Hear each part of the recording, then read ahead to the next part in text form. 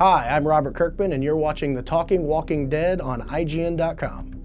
Hi guys, welcome to Talking Walking Dead. We're here to talk about the episode Better Angels, which I thought was a vast improvement over last week. It was still a slow starter, which Yeah. we've kind of learned is the par for the course for Walking Dead these days.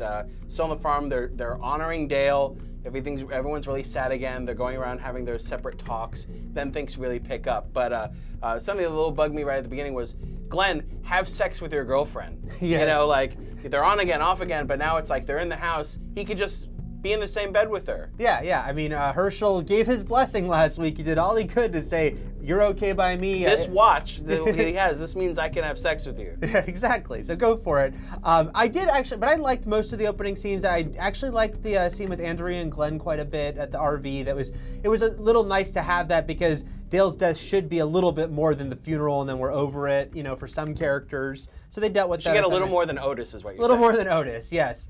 And then there were some other issues to deal with.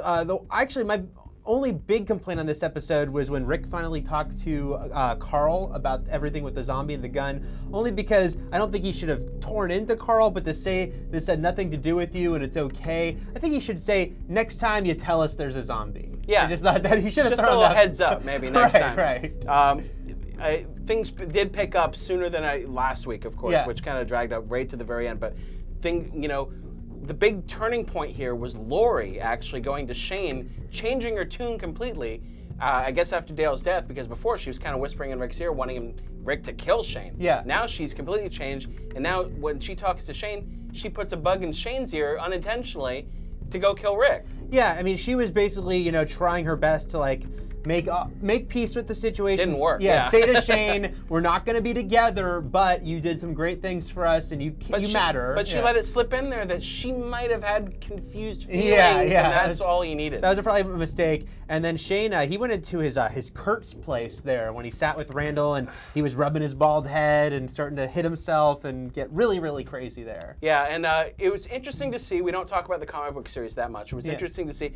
A lot of us kind of know that Shane was on his way out. There have been things in the news about him, the actor, being cast in Frank Darabont's pilot and stuff, so we knew his days were numbered. We didn't know how he was going to leave, though. Was he going to get a hero's death?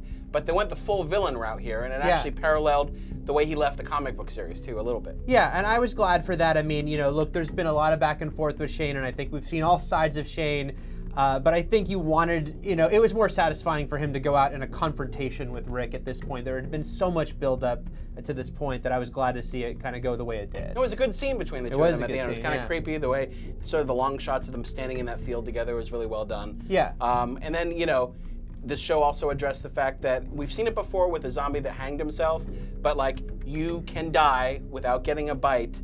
But if you die, you become back as a zombie. So it's like death leads to this. Yeah, we now not a zombie infection, but death. Yeah, and that was another thing from the comic book that hadn't been 100% confirmed on the TV show.